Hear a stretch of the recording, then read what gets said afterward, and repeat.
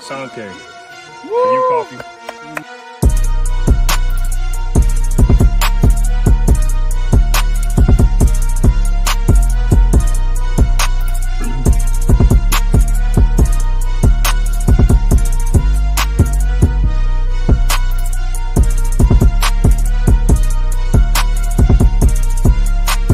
I'm a living example of you can get punched in the face and get back up, because I'm the modern day Aztec warrior.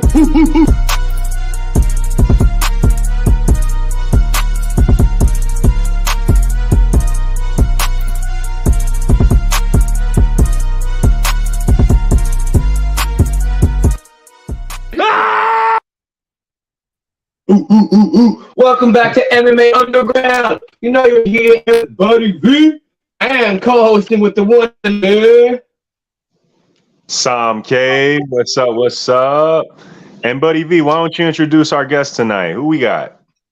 Man, I am a fan of BKFC, and it is a treat to have the one and only Brandon, the Archangel Meneses. Thank you, brother. Thank you, guys. I appreciate y'all having me tonight. Thank you, bro. So, I mean, it's feeling good. You're coming off a fight not too long ago, which even came off as a draw. I personally think you should have taken the win, but you know. But I know earlier you said you have a fight coming up. Do you want to let us know a little bit about that? Yeah, it's on June 10th in Amarillo, Texas. Is for Peak Fighting Championships, PFC. It's gonna be live on their app, Peak Pass. It's for the bantamweight. I believe I'm headlining that event. I wasn't aware, I wasn't told, but they're promoting it like I'm headlining it, so I'm down for that. The guy I'm competing against is Mateo Gonzalez. He's a game opponent, so I'm ready to bring my all and enter that world. I've been in that world. It was actually my first time going into the BKFC world, but I'm ready to just get back into it and keep that train going. You know what I mean? Absolutely, keep that momentum going. And was that something good? No, go ahead, bro. Go ahead. Well, I was curious because when I saw that you did MMA, I wanted to know what like your base was. If you were like jiu-jitsu, wrestling, you did Muay Thai, or like what was your base for that? Dude, my base, I mean, it could take up this whole 45 minutes talking about my base. I grew up doing this at 12 years old. So I started in 2006 and, I trained in a gym. We didn't necessarily have Brazilian jiu-jitsu, but we did have jiu-jitsu, Japanese jiu-jitsu, whatever you want to call it. So I grew up doing that, Muay Thai, Jeet Kune Do, Kali Silat, Sambo, catch-as-can wrestling, submission grappling. I did it all. As a kid and when pretty much doing it from 12 and up. There was a couple years I took off, where I didn't train at all, just trying to pay bills and stuff. But now that I'm getting back at it, I'm able to pick up those skill sets like I was riding a bike, So to answer your question, my strongest suit is Muay Thai. That's what I've been able to retain the most since like my gaps off and on from training. But Muay Thai and Jeet Kune Do, man, I'm a stand-up guy. I like to strike, but I also have that grappling at all times, man. My grappling skill set is there. In my beliefs, I could be one of the best grapplers in the world as long as I truly commit to it. I haven't really dove into that world like that. I've been focusing on striking, but yeah, striking, that's my go-to. Looks like Buddy might have had a little signal issue. That's fine. But man, that's beautiful, man, because me personally, I kind of stem from those two as well. I like to learn a little bit of what I can in all fields. But I'm a Jeet Kune Do man, and I just recently had a Muay Thai match myself. So that's awesome, bro. The striking, man, appreciate it, Vera. The striking, it's a beautiful part of the game, but so is the grappling. Yeah, two different worlds, man. Two different worlds, and if you're not mastered and have the knowledge as whoever you're facing, man, you better be in for be prepared for what's coming your way. Because and nowadays, man, everybody is game. Everybody has the same amount of knowledge as you, so you got to be prepared. And that's the beauty of these levels, man, and coming up in regional events, doing these competitions, taking these different fights in different events. you really get to see that process of growth and challenge yourself and get that ring time, dude. That ring time is everything, especially for those big moments. You get that ring time. Whenever those big moments come, it's a cakewalk. Not necessarily the work. The work's going to be hard, but that anxiety that we all like to face and go through. So if you get that ring time, those smaller regional events, which I grew up kind of doing that, and that's what makes it easier for me to take those steps into like just jumping on a BKFC card and all that, which was awesome, man. That card was great. It was amazing. Yeah, dude. So yeah, you just got to keep that momentum going, keep that train going, and y'all guys are out there in Cali, man. Y'all are in the martial arts like district, dude. So that's awesome for you guys. Which part of Cali are you guys in? I'm actually in Vegas, and buddy, I'm up in Washington for the StreetBeefs Scrapyard up here. Yeah, that's still the West Coast, dude. That's cool as hell. Yeah. Heck yeah. I got to fight the West Coast. Las Vegas really is the Mecca. Yeah. What did you think? Because let's see what MMA names like Eddie. Look, ooh. What was your opinion on that? Woo! What was my opinion? Yeah, on the latest BKFC fight. Oh, dude, I thought it was awesome, dude. It was awesome to see big MMA stars come and take that jump. I'm ready to get paid like they do, though. You know what I mean? Like they're getting good fat checks. Obviously, you got to keep that grind up to get there. But dude, they killed it, man. I was so impressed by Eddie Alvarez. I thought Chandler was going to take that. But Eddie showed that he's still a dog and that he's got those hands on him. He's got that skill to set up those feints and see things that you don't see coming, or hit things that you don't see coming. And then with Mike, Mike's just a dog, dude. There's two ways to do bare knuckle. Like I like what is that guy who's fighting this weekend? He's the British fellow, Australia. He's the Aussie, Dan John. Oh, I forgot his name. I think I know who you're talking about. His head movement, he's very fluid. This guy knows how to move. Dude, you either have to go in there, bang in that pocket, or don't hit and hit a motherfucker. If can I say that? I can't say that. If I can hit somebody like that, then I can, you're able to do your thing, man. You're able to score those points, man. But like if you're a guy who like is constantly a counter striker, and I feel like that's kind of where I felt a little bit in my BKFC fight, and that's why I got that draw. I was countering too much, and I was baiting on this overhand to come instead of these straight punches that I was looking forward to. It was an overhand the entire time, and it's hard to sometimes bait that whenever it's smothering my range, and I don't have any range to set up. Well, that was weird because I was gonna ask you in your round two. I felt like the fight was going one way, but when you actually got that knockdown, I felt like it kind of stunned him, and he kind of switched his game plan. I felt like after that, he became a lot more aggressive, trying to prevent you from being set up and get him again. So I felt like, did you feel like you kind of after that knockdown changed what was going on in his mind, or? Not necessarily. I mean, it might have been. I've only gone back and watched that a couple times. I haven't watched that fight too many times since then. Yeah, that might have been. I know this dude. He bobbed and weaved. He hit his damn head on that freaking pole post, dude. Hit his damn head, wobbles, almost sat on his ass from that one. That I don't know if that might have like caused something, but for the most part, man, I just felt like he was smothering me, and he turned it into a hugging match, and that was his hometown. That was he lived like 20 minutes down the road from where we fought, so. It was hometown judges. If I got a drop, he didn't really get anything. I went home unscathed, fine. My hands were hurting from punching him. That's about it, But, I thought I walked away with that dub. But I understand there's some politics in the sport. So if you don't get that finish and leave it out of the hands of the judges, it's going to be what it is. So. Yeah, I always have to live by that. You can't get mad if it goes to the judges. If you wanted the win, you should have ended it. It's like never leave it in the hands of the judges. Always get that finish. We got to make sure every performance is undeniable. 100%. But bro, you seem like a real student of the game. I wanted to ask, who are some of your inspirations coming up? My inspirations coming up was the GOATs, basically, man. GSP, Lyoto Machida, I was a huge fan. Like when I first got into it, Forrest was my man, dude, just because of like charisma. You know, Forrest Griffin's charisma was the shit.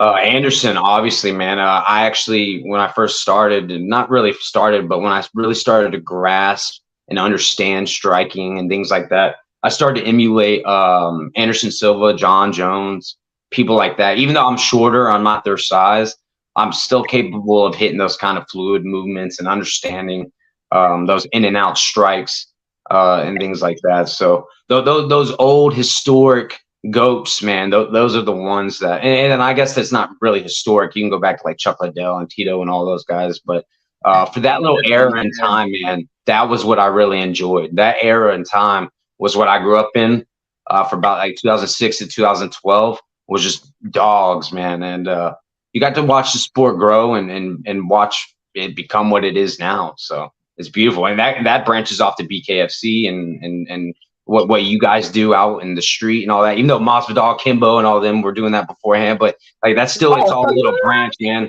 It's still all a branch that goes off of that. So Yeah.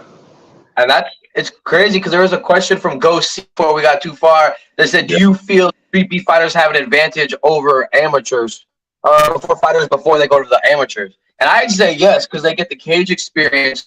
And I feel like it's at the front of a little bit of a smaller crowd. You know, you can kind of get the nerves calmed a little bit more before you step out onto a little bit of a bigger platform. Or see if it's for you, because there's some people that come out get punched once in the face, and they're like, you know what? I'm glad I didn't waste a bunch of money, go to a gym and this and that. I don't know. So I think so, dude. 100%. Is it the route I would like have like one of my students take? No, but for a dog, for somebody who really is game and really wants to challenge themselves, 100%.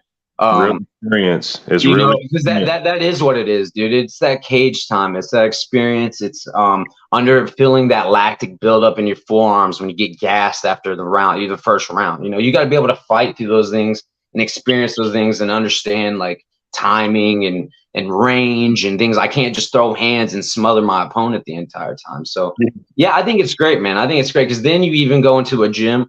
You then go into a Muay Thai event or any other competition. And from there, dude, you've already got that experience of fighting another dog. It doesn't matter if you're more skilled or not skilled. You know he's ready to take your head off regardless. So if you've gone into that and not constantly done, I love flow sparring and light sparring and doing things like that. But you need that hard, intense banging every now and again, man. And that's what Street Dogs gives you, or what is it called again? Not Street Dog. I'm sorry. Street Beef. Street Yards. Street Dog. What? Keep whooping over there. I don't know, you know. Yeah, dude. Yeah, it's everything, man. Because it builds that experience, and I see that in my gym with these guys who are coming up that haven't been training since they were a kid, who just picked it up in their 20s, but they were street fighting when they were younger. Dude, they're dogs. They were athletes. They're football players over here in Texas. They're the track stars, wrestlers. You know, you see it, man, and they have that experience. They've had that understanding that, like, dude, like, you know, this isn't, you know, you're not playing around here. You're in here for the long fight, man. And if you don't have that endurance, if you don't have that experience, you're gonna be in a bad position. Oh yeah, you don't play fighting. No, not at all, dude. Not at all. Well said, man. Well said. I was curious, when you doing so much MMA, how did you get into BKFC? I was curious about that one. My coach is Johnny Bedford. He's my coach. Yeah, I'm also a coach over at his gym, Fitness Fight Factory in Fort Worth, Texas. So yeah, man, this is what I do. I coach full time, and when I'm not coaching, I'm training. When I'm not training, I'm just being a dad, dude. So, you know, I'm just trying to find that balance of coach and father and husband and also being a professional MMA fighter as well. Hell yeah. Damn, congrats to you. May I ask how many kids you got? I have a 6-year-old right now. She's about to be 7, and then I have a new one on the way. Congrats. Yeah. Thank you. I appreciate it. I got, like, my daughter's 6 and my son's 4 right now, and it's fun. I get to get them a little training. They see me do push-ups. They'll come do them next to me. Yeah, man. Yeah. Dude, that's the beauty of the era we're in, man. Like, we're not like, I don't know how old you guys are. I mean, probably not that much older than you guys, but in the 90s, man, like in the 90s, early 2000s, our parents weren't working out like that. Dude. Like our parents, you weren't getting what you're getting with these guys. You know what? They're not seeing. We didn't see what they're seeing, man. They're seeing us go out there, jog, hit a bag, lift weights, work out multiple times a day, not just one little 30-minute session here and there. Do multiple sessions a day. Go and train people that work out. I would like for my daughter to work out. Right now, she's not working out. I'm trying to. It's a little fight, you know. But you know, it's all part of the process. But dude, that leads an example for them whenever they get older. Dude, you know, it's going to be a game changer in society, and that's what we need. So, I feel like fighting guys should like teach them that. Oh, sorry. Oh, it's cool, bro. I wanted to ask you real quick. How is the family, like, how are they receptive to you being a professional fighter, you know?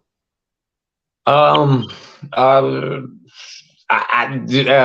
cool with it. I mean, my wife, she's awesome with it.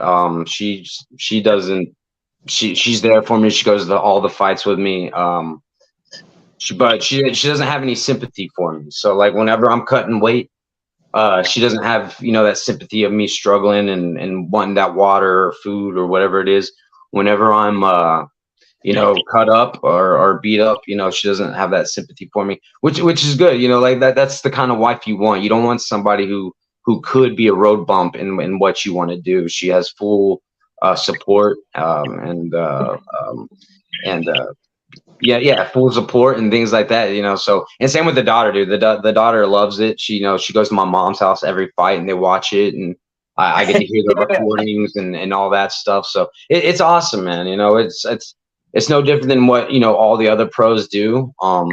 But my wife knew that I wanted to do this for a long time, and you know, I've kind of manifested my way all the way into this point right here. There was a time where I was just going to work a regular 9-to-5 and sell my soul to society. And, you know, I gave up on that and decided that that's not what I wanted to do. And I manifested myself into this position. So, you know, they completely know and understand that. So, and support it. Shoot. Hell yeah. I like that. Beautiful. Appreciate it. I like that question Hunt in the fight said about Lorenzo Hunt saying that less about strong punches and more about accuracy. And if in your opinion, or if in your experience, if that was true.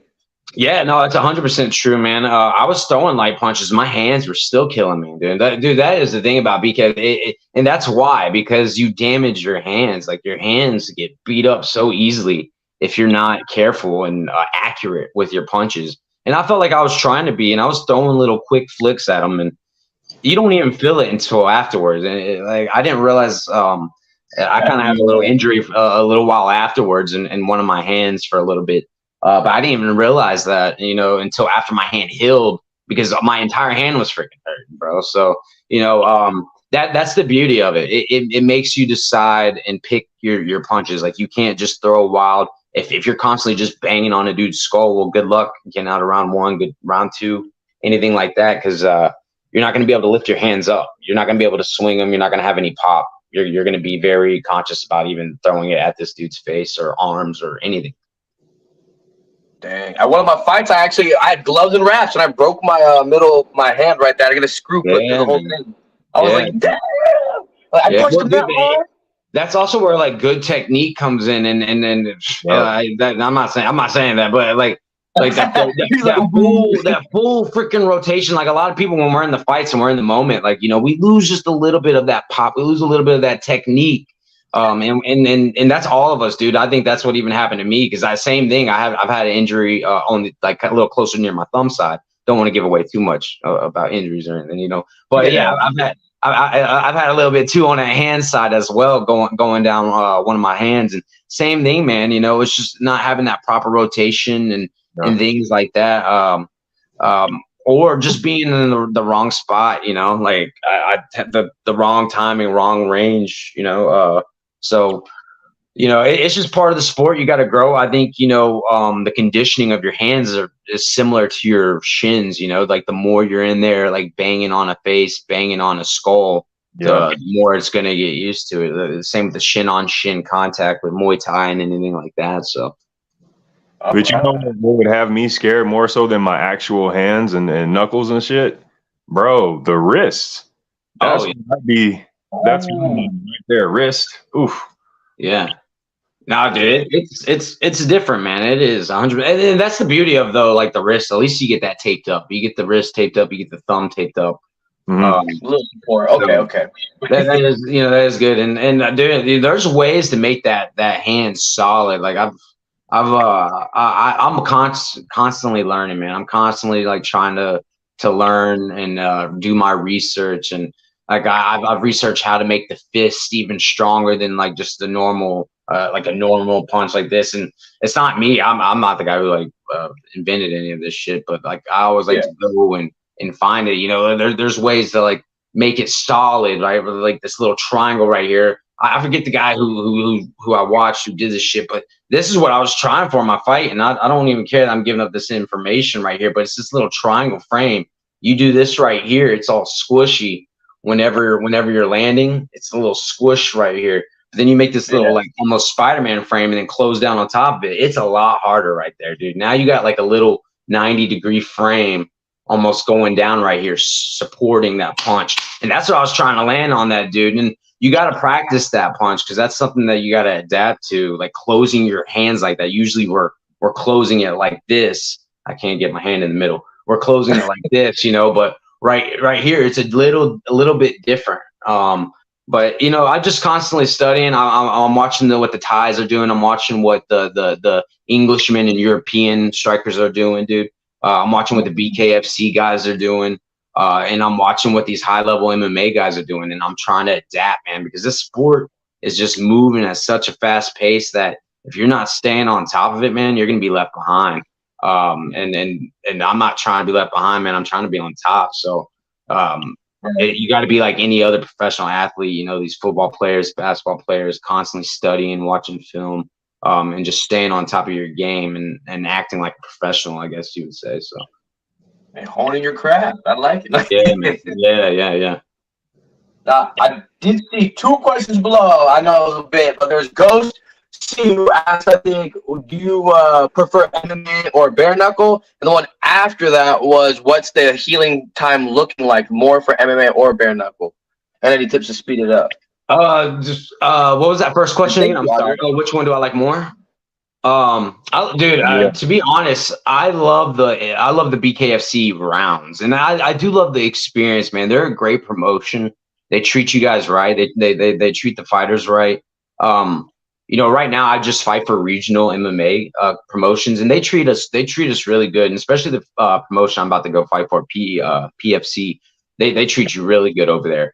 But bare knuckle, man, from what I saw, it's a well-oiled machine. Obviously they're still brand new and there's a little bit of kinks for them to work out, but ever since I've been competing in 2011 in MMA, they're the best show I've ever been a part of. And I like the 2-minute rounds. I love the circle cage. The ring is crazy, man. The ring is almost spongy. It's like you step in there, you think it's going to be like a canvas, like the UFC ring, and it's got a little like sponge to it, man. And it's the circle is a little different. So I like BKFC. I want to do both though. I love MMA. I want to make my mark in MMA. Be one of the best. If I can be UFC champion or just compete on that world level and get out of this regional level that I'm in right now in MMA. But I understand it's what we talked about. It's cage time. It's the reps. So right now I'm just working. I'm grinding. I'm gonna get through my guy Mateo real quickly on June 11th and just keep that journey going. Absolutely, I like it. And the second one, what was the healing time looking like for each one? For each one, dude, it really depends, right? Because it's all nuance. It depends on the scenario, what happens. I guess in my BKFC fight, I must have just clipped my hand wrong on his skull, and that that just messed up my hand. And during MMA fights, man, it's hit or miss. You don't realize how sore you are sometimes, like, especially after a war. In MMA, like if you go 3 rounds, man, you don't realize how sore you are until after those 3 rounds are over. So it's hit or miss, man. There's a lot of times, man, where we fight and we're back in the gym on Monday. You know, if not, like we fight on Sundays for some of our promotions. For like Fury FC, they fight on they run their shows on Sundays. So we'll take that Monday off, but we're right back in the gym on Tuesday. Now, are we sparring hard? Did we get concussed? Like what happened? And depending on those scenarios, that's where we'll take those routes, you know. And it's like I said, it's nuanced because for some people they don't give a damn about the injury, and for others, you know, you try and treat it like a pro. How would a pro treat it? What would their damn team doctor or team medics tell them to do? I try to think of it that way myself. Like, what would a medic tell me to do? Like, what would a therapist tell me to do in this moment if I was having this injury? And like, what should I go do? And that doesn't mean, you know, sit on the couch all day and do nothing, but, you know, find your rehab, go to the gym and do what you can, you know, get your workout in, get on the bike, whatever you can. But we don't just not do nothing. We constantly work and constantly grind on our craft and keep that sharp. I like that, man, bro. I like it. With that, man, I wanted to ask, what has been your worst injury and how long did it take to recover from that? Worst injury. Worst injury. I don't really, I guess, I don't really have any like injuries that like was caused from fighting. I have a lot of naggy injuries that I guess were caused from fighting, but I guess the one that's the most annoying, I don't even want to give that up. Actually, that's you know, that's secret actually information. I don't want to even talk about that. No biggie, brother.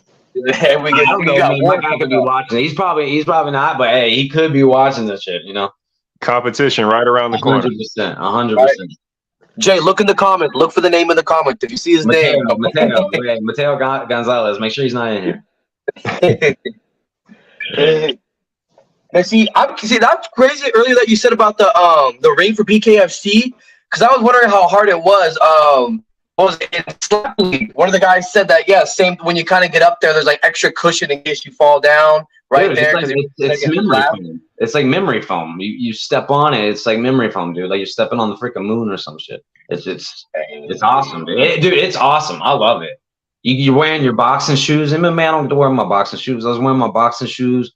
I felt great, man. It felt good being in that ring. And I can't wait to do it again. I'm actually from North Carolina, and I grew up training in North Carolina back in the East Coast. And so they're having an event in Greenville, South Carolina, and that's where I believe his name is Dan John is going to be headlining against some other guy. So I was hoping to get on that card. I know I can sell some tickets over there, sell some tickets in Texas. The thing is, in Texas, it's illegal. They don't.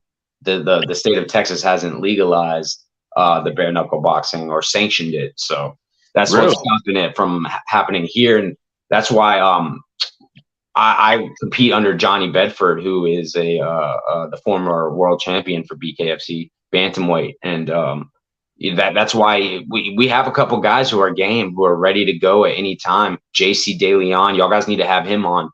Oh, okay. Yeah, dude. He's a dog. Let's talk about dog. That guy. He's one of the hardest punchers I've ever trained against. Yeah, JC De Leon, man. He's a damn dog. Yeah, man.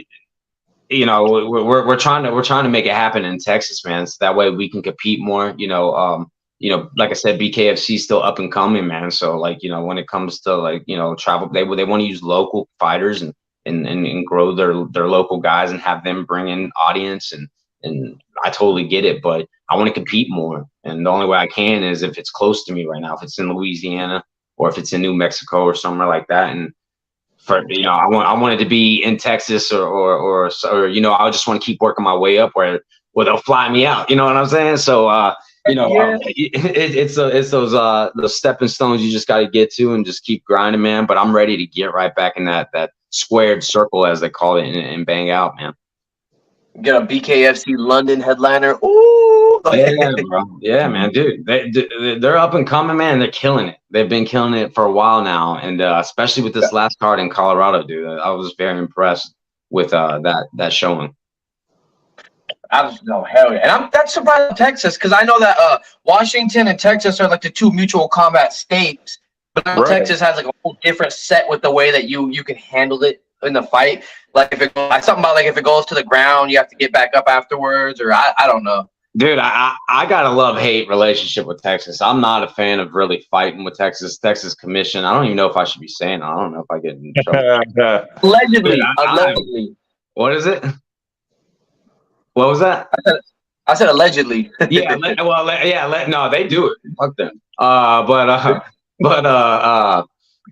Yeah, man, I'm not a fan of fighting in Texas. So I mean, I'm down to travel, man. I want to travel. I just wish that BKFC could come to Texas. That would just make our lives easier as fighters. We could make a little bit more money. They do pay a little bit better than regional promotions, especially for lower fighters. I'll admit it. Right now I'm a lower ranked guy and I got to work my way up. But they still take care of you compared to some of your regional MMA. And MMA, you're getting elbowed in the face, kneed in the face, slammed on your head. Where at BKFC, you're just taking some shots to the dome. So, right. You said you could just shoot people in Florida and Texas. What was that? I said that comment said you could just shoot people in Florida and Texas. Damn. 100%. Yeah, he ain't lying. Yeah, man. Were you about to say something? No, I was just saying Texas has some nice venues. You know what I mean? Yeah. It would be a shame to not see it flourish in that state, man. No, I think it will, man. I think it will. It's a timing thing. It's a political thing, and I don't really know what's stopping it. Because like you said, it's Texas, man. You're allowed to walk around with a gun on your hip. You're allowed to do a lot of things here that you're not allowed to do in a lot other states. So. Let's get it, man. I don't understand what's stopping it. So, yeah, absolutely. I was curious because you were talking about how fun it is in the BKFC. Do you think is there anyone that you hope to fight next in the BKFC? Someone on your radar, maybe, or a couple people that might just catch those hands? Dude, no, there's not really anybody on the radar, and I hate to say that, man, but I don't watch the prelims like that. I'm not much of like a fight watcher, dude. I'm around it 24/7. I would love to watch it, but whenever I'm at home, I usually got like some little kid YouTube channel going on, dude. So that's where I'm at, or whatever my wife's watching. So besides like fight tape, like going over my opponents and going over some of my film and deciphering flaws and mistakes and things like that. I don't watch it that much. I did watch the last card. I guess I watched highlights of the last card. But that's really all, man. I'm just quick with it. I don't know. You know what I mean? Like I'm just. There's so much stuff going on. You can't watch everything all at once. It's like keeping up with all these different TV series. Because then you got BKFC, you might have like Fight League, and then all of a sudden you got the UFC, regular boxing, celebrity boxing, and Bellator. It's just like, man, damn, where's the time for me? Well, dude, and they figure it out, and they compete with each other and line it all up on the same freaking night. And I don't know, man. I just watch the highlights. If not, I know how to watch the whole fight I want to watch, anyways. You know what I mean? So I just go watch that fight. Everything else is a distraction. No, 100%, man, and that's really what it is, dude. I'm hanging out with the family. Sometimes we'll go over, coach's house and friend's house, and watch the fights over there. But for the most part, whenever I'm at home, I'll just go back and watch highlights and see what I can see online. You might have to maybe just watch one of our fights. Just saying, No, now I need to. I was watching those highlight reels up there. Getting double legs, knocking people out. I see you guys. Yeah, you gotta have some fun. See, that's the joy of it. We know exactly what it's like. So it's like, all right, we're not just fans, but we in the cage too. It's like, Yep.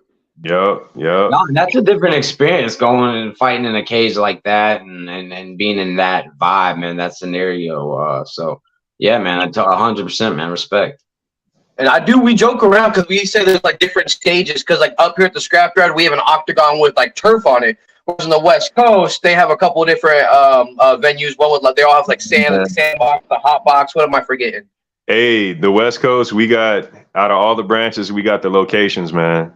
That's cool, man. And we fight in sand, so that's the big X factor. You know what I mean? The heat in the sand. Yeah, talk about primal, dude. Like that's primal. I like that, dude. I like it a lot. Bro, if you go on the channel right now, Street Beefs West Coast, you'll see we're uploading matches from the Super Bowl event that we call it.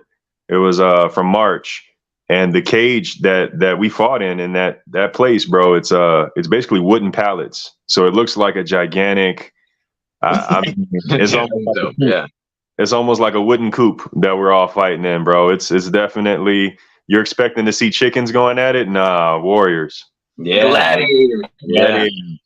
Gladiator. Yeah. I like it, man. I like it. When's y'all's next fights? When's the next event for you guys? Every month, bro. Both of Every us. month. Yeah, every month there's an event. So sign-ups are on Facebook. People come out, they get ready to go, they get matched up, and come and get ready. And yeah, so May 20th is the one for our event for this month, and yeah. Are we constantly training? Are y'all guys training at any gyms, or are y'all skilled in any arts or anything like that? Like me, bro. I used to be in a gym. Used to have a fight team and everything. But I'm always training, bro. We got okay. That was a little soon. But yeah, bro. You know, I kind of do it wherever I can. I got a park that I go to. I got the mountains that I go to. I got my crib. You know, and you know, like you said, always training. You know, in some way, shape, or form. You know, I stay training. Got to stay sharp. Yeah. That's awesome. You have the mountains near you. Oh yeah. That's a different aspect. Like? That elevation, man. That's a different type of thing right there. Yeah, I'm all flat land over here. Hmm. See, I like to try to stay at least like a little bit. Even if I go down, I don't go completely stop training. I still do these stretches, some basic calisthenics and stuff. Maybe a little wind sprints, nothing too crazy. But then that way I can always rev it up at any point without being too out of shape. I mean, if I'm really lazy, you know, I might put a little bit on the exercise bike. Yeah. So we meet up with some of the guys locally. We'll meet up like maybe once a week, some sparring and training with whoever. I kind of switch it up based on what I'm doing. Like with boxing, I have a couple guys not too far from me. I'll be meeting up a couple times before this event to get some good rounds in. And like when I do MMA, I have one gentleman who does tempo. And because legs are a little bit more on my weaker side, I go and I train hardcore with him, and he gets me through all my kicks, gets me completely ready for that. So that way I can split my time between upper and lower, and I'm getting some good work. I'm naturally a wrestler. So I have to up my grappling with jiu-jitsu style, but I could roll around. I can keep going, so it's fun for me. What are the rules with Street Beef? It's just straight fight, huh? It's straight amateur, wherever it's regional. It's whatever those amateur rules are. That's the rules we follow. Okay. No knees to the head, which I got disqualified for in my last fight. No knees to the head, you know, no back of the head shots, you know, basic stuff, you know, no overhead slams, stuff like that. Are these pro events or they're amateur? Nah. This is backyard amateur. Backyard, dude, just throwing hands, being a dog. I got you, dude. That's cool. All the fights go on YouTube. It's the opportunity to grow because they're having people that have gone to a professional level. They've been seen and picked up by different organizations in different branches. And like for myself, I have my brand. And at one point in like 2020, I was the top 10 most viewed fighters for Scrapyard. Yeah, dude. So it helped promote my brand to where I was able to ship cross country, do some things, get like a little magazine feature, and it grows if you know how to do it right. But it's one of those things you have to really work for it, like anything else. No, 100%. I watch a bunch of podcasts and YouTube guys, and I noticed, man, it's a grind, dude. Just trying to promote coaching. I'm also a coach, and just trying to do that as a grind while competing and doing everything, man. So yeah, I totally get it, man. So mad respect to that and constantly self-promoting and building your brand, dude. So that's awesome. Yeah. How long have you been coaching? I've been coaching for a minute. I kind of, as a kid, I coached because I was a kid coaching kids, man. Once I started to pick it up, you know, I didn't really ever pay for training, man. So, because I didn't pay for training, that's how I paid for it. I had a coach. I had to clean up the mats. I had to do things like that. And so I guess I've been coaching, man, since like 2010 or so. So there was a couple years where I didn't. Like I said, I worked 9 to 5s, but I got tired of living that life. And naturally, man, during 2020, during the pandemic, I started just training family members out of my garage. I was training myself, trying to get back into that shape. And I joined a jiu-jitsu gym, and I noticed they didn't have a Muay Thai instructor. So I hit them up, said, "Hey, man, let me, be y'all's Muay Thai coach." And from there on, they merged with Johnny Bedford in their gym. And from there, I became their Muay Thai coach at F3. And just ever since then, man, I've been doing it nonstop, and it's what I love to do. And it's what I'm meant to do, man. And I'll tell you what, if you ever become a coach, dude, it takes your game to a whole nother level, because the way you have to decipher like techniques and break techniques down, and understand like not just rushing through instructions, but like slowly breaking things down. It's a game changer. It makes you see fighting and martial arts in a completely different point of view, I guess. Huh. I'm curious, Samke, because you ref, how do you feel like that changes some of your fight game? I don't think reffing really changes my fight game. I just know, it just amplifies. It just amplifies the factors that surround the fight. Like reffing lets me know how the crowd is going to be, how the judges are going to be, how the ref is going to be. So I'm more so not in tune with my fight per se. It helps me understand the ref, the crowd, and the judges. That's kind of what reffing helps me understand. But it's all angles at the end of the day, 100%. That's the truth. Timing and I promise you, I got to jump and move and circle out the way as a ref as if I'm fighting. You know what I mean? And especially with the fights that get hectic with the movement, me managing to like not get hit or not even touch the fighters because they're moving, sporadic. It helps, I guess, with the footwork, I guess, or it showcases. You shuffling, huh? Yeah. It showcases my good footwork. That brings up a good question, though, bro. Could you ever see yourself in some sort of officiate position in the fight world? Me? Yes, sir. No, I'm not. I don't plan on being officiate at all. I want to coach, man. The way I see it is I want to be a high level world class fighter, and after that, I want to be world class coach. I plan on having multiple fighters in the UFC. I plan on having multiple guys in BKFC, fighting in Thailand, fighting all over the world. StreetBeefs if they want to, So whatever, man. That's my goal, man. Is just to build warriors and to help build that next generation up, man. Watch them succeed and build and take that lineage with them. So that's my goal after my fighting career is done. That's fire, bro. Thanks, Doc. Now, we usually keep our guests around 45 minutes. We hit that mark. We don't want to keep all of your time, because I know we're on different time zones as well. But before we do you want to give any shout-outs, anything you want to say to the crowd or let people know? Anything you want to say? No, man. Yeah, just make sure y'all guys get Peak Pass. That's that should be on iPhones or on Google phones. Doesn't matter what Androids, what it is, man. But Peak Pass for Peak Fighting Championships, PFC. I'm fighting main event, I believe, Amarillo, June 10th, in Amarillo, Texas. That's really it. I appreciate y'all guys having me on, man, giving me that exposure as a BKFC fighter and a regional MMA fighter here in the state of Texas. So I don't know how y'all guys even figured out and found out about me, man, but I greatly appreciate y'all guys giving me a shout out and having me on. Oh, hell yeah, I watched BKFC. As soon as I saw you, I was like, I gotta have this, man. I appreciate it, bro. I appreciate it. Hey, we appreciate you and your time, bro. You've been a great guest, man. Thank you, man. Thank you. All right, well, you have a wonderful night. You take it easy. Hey, man, y'all as well, man. Thank you. Thank you. And then you guys tuning around, remember, we still have 2 fun segments to go after we give you a little bit of a commercial break. Yeah, guys, yep. Bushido's We'll be right Edward back. with StreetBeefs West Coast.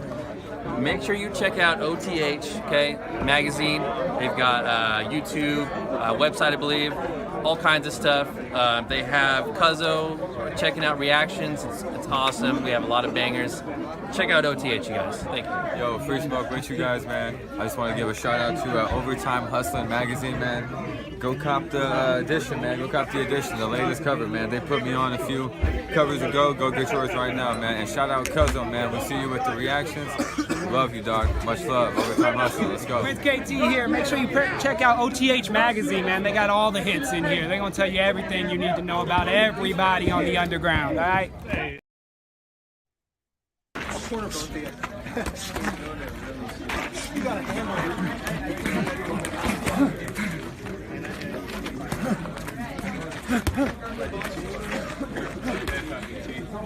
Body's open.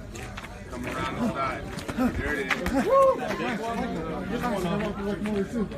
Right here.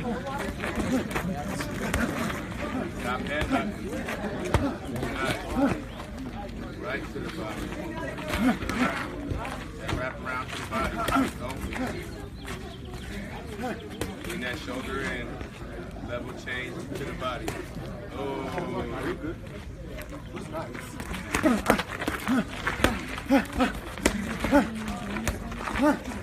10 seconds.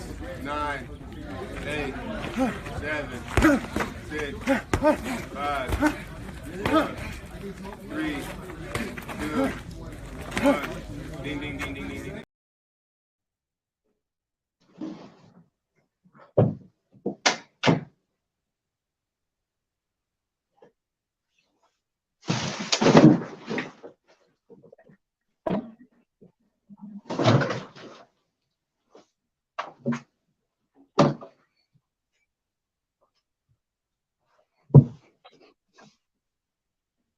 Yo, we're back. Buddy V's in the bathroom.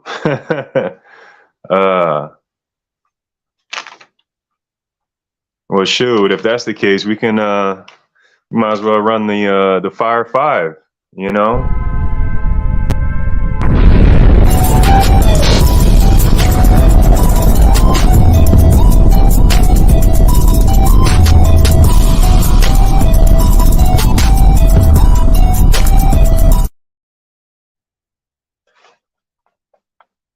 Yeah. Sam K and the Fire 5. We back. We live. Let's start off with the first fight, all the way from Street Beef's OG yard. Ryu Senin versus Cheese. This was something of a modified kickboxing Muay Thai match. Incredible, aggressive, fire. We saw some forward combinations by both men. I mean, 4 or 5, 6 hit type combinations. We saw some good clinch work that you don't normally see in these fights. Chopping kicks, and we got a shocking ending. Street Beef's OG yard, Ryu Senin versus Cheese. Firefight. I'm going to go ahead and take you to Street Beef's Scrapyard. You see it, 9 Ether Being versus Gifted the Gante.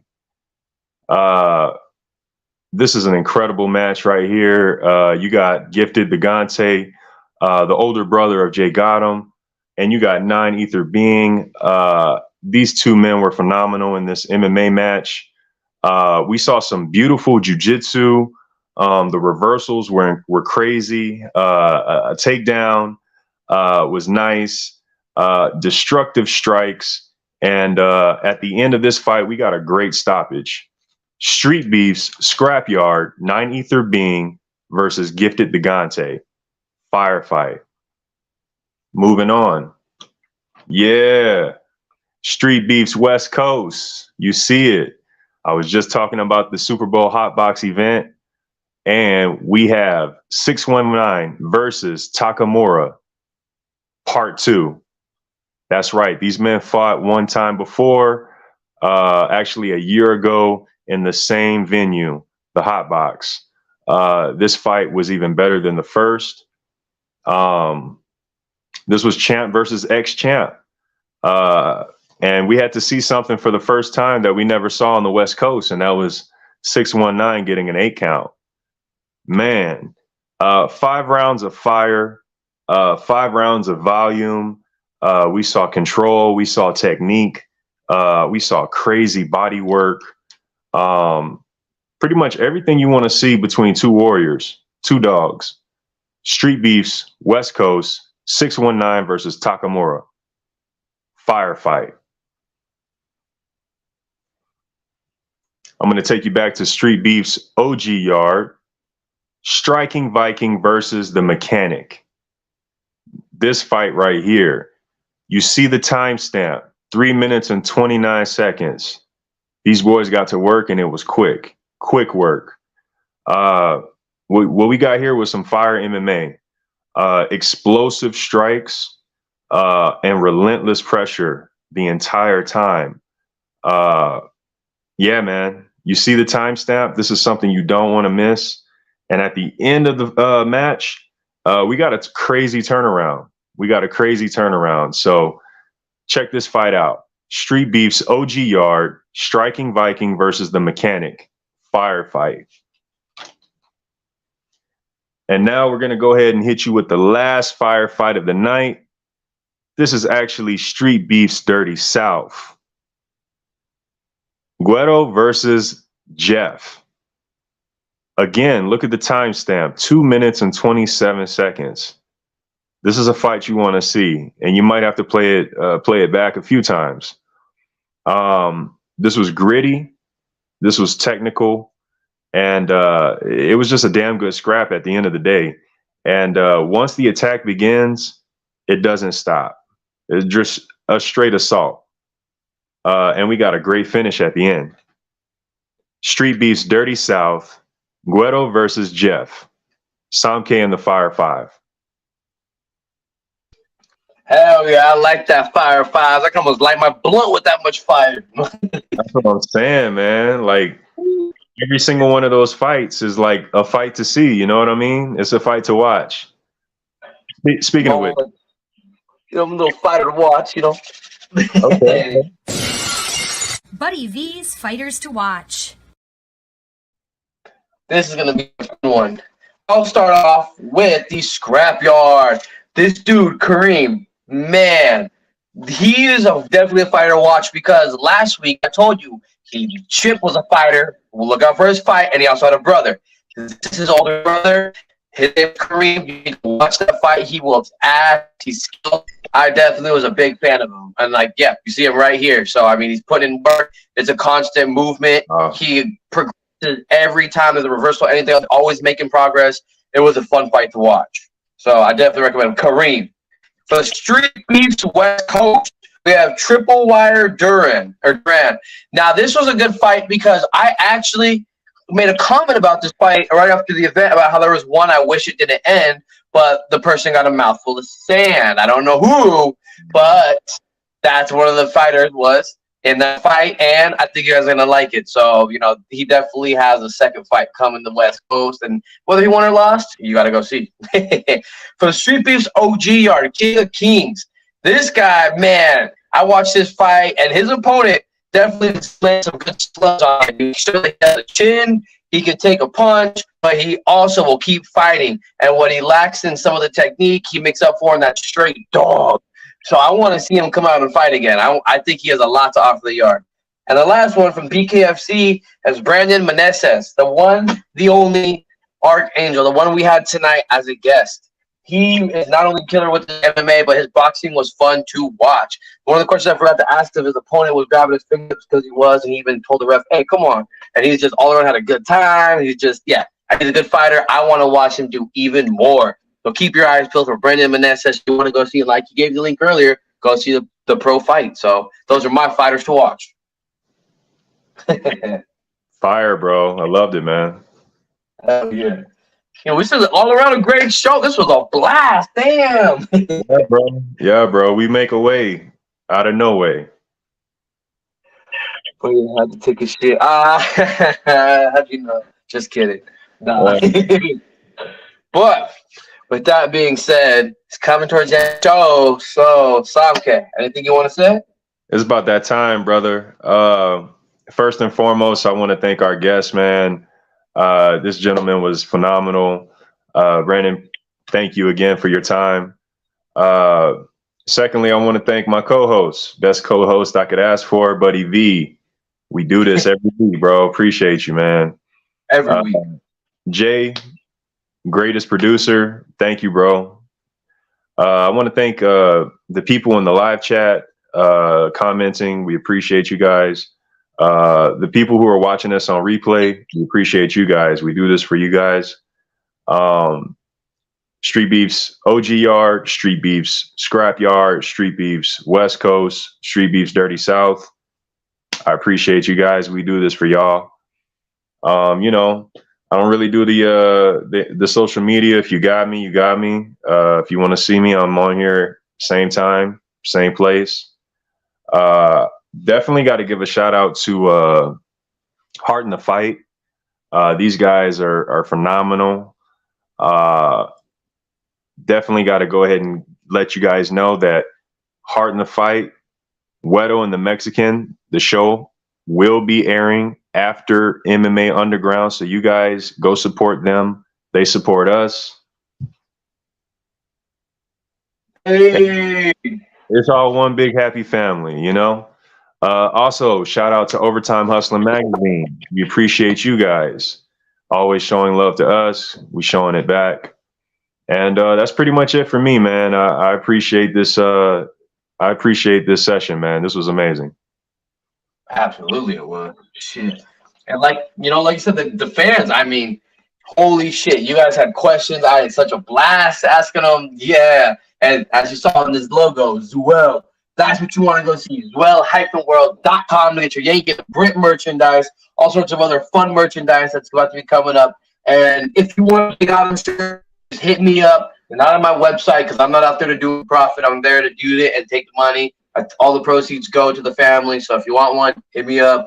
Other than that, Zuel_Buddy V for the Instagram. Start getting back again. I've been so busy doing work, doing stuff. I was slacking, but that's a good thing. I was doing shirts and sweatshirts and for all sorts of companies around town. If I was, really around Tacoma, I've been making some waves, man. So yeah, that's what it's all about. Progress. No matter how small, no matter how big, it's all progress. And yeah, thank you, Samke. Thank you, Jay. This was a fun ass show. And I mean, yeah, this was a blast. I'm glad you guys are here too. And I won't keep you any longer. I know I can ramble on. So in the words of Jay, one world, one love, deuces.